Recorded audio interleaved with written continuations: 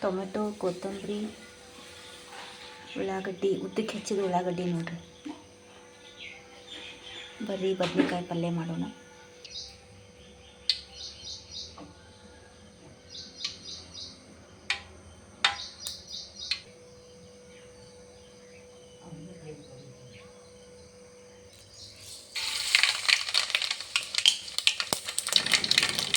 ಸಾಸಿವೆ ಹಾಕ್ಕೊಂಡಿದ್ದು, ಕರಿಬೇವಿನ ಸೊಪ್ಪು, ಹಸಿ ಮೆಣಸಿನ್ಕಾಯಿ ಅರ್ದಿಟ್ಕೊಂಡಿರೋಂಥ ಖಾರ ಇದು. ಅದನ್ನು ಎಣ್ಣೆ ಒಳಗೆ ಬೇಯಿಸ್ಕೊಂಡ್ರೆ ನೋಡಿ. ಹಸಿ ವಾಸನೆ ಹೋಗ್ಲಿದಂತ.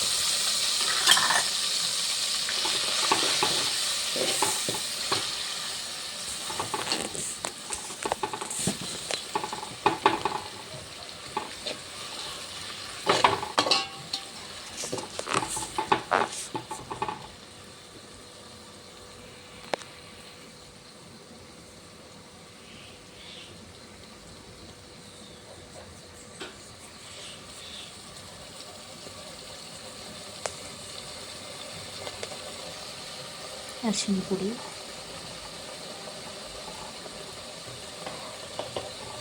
ಒಂಚೂರು ಹಾಕೊಂಡ್ಬಿಡೋಣ.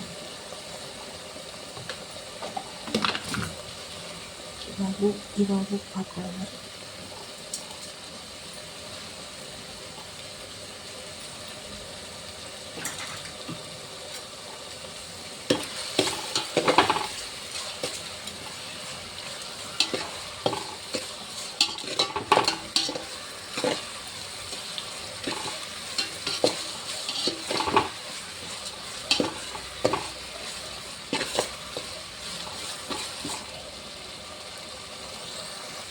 ಸ್ವಲ್ಪ ಧನಿಯಾ ಪೌಡ್ರ್,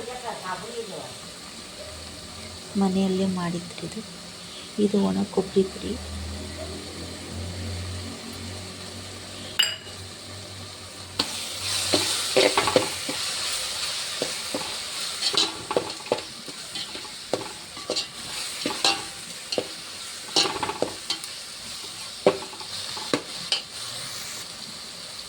ಇವಾಗ ಟೊಮೆಟೊ, ಹುಣಸೆ ಹಣ್ಣು ಹಾಕ್ತಾರೆ, ನಾನು ಹಾಕಲಿಲ್ಲ. ಟೊಮೆಟೊ ಹಾಕಿದೆ.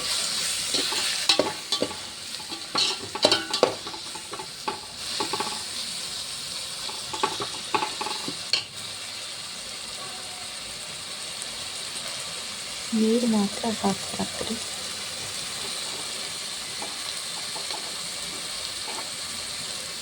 ಇವಾಗ ಬದನೆಕಾಯಿ ಹಾಕೋಣ. ಒಂದು ಸ್ವಲ್ಪ ಕೆಳಗೆ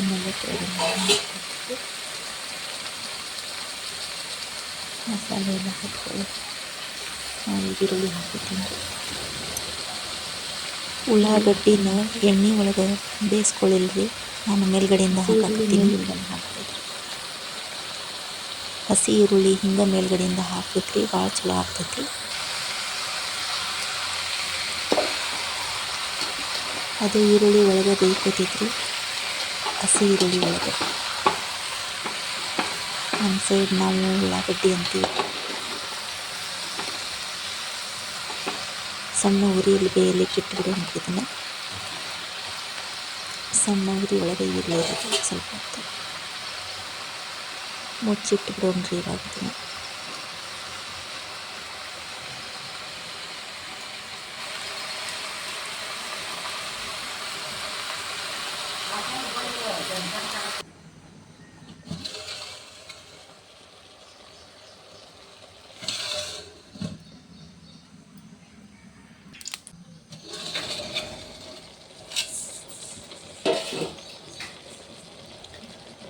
ಈಗ ಸ್ವಲ್ಪ ಅರ್ಧ ಬೆಂದಂಗೆ ಆಯ್ತು ನೋಡ್ರಿ.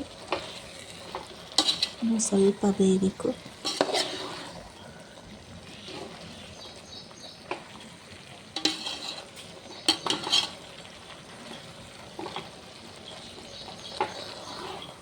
ಭಾಳ ರುಚಿ ಆಗ್ತೈತ್ರಿ ಈ ಥರ ಮಾಡಿದ್ರೆ.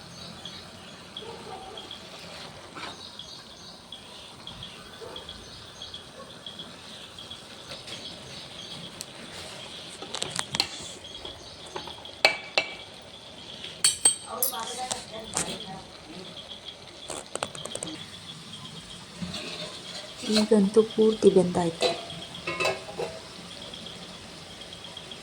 ಭಾಳ ಕುದಿಸ್ಬಾರ್ದು, ಸ್ವಲ್ಪ ಬೆಂದರೆ ಸಾಕು.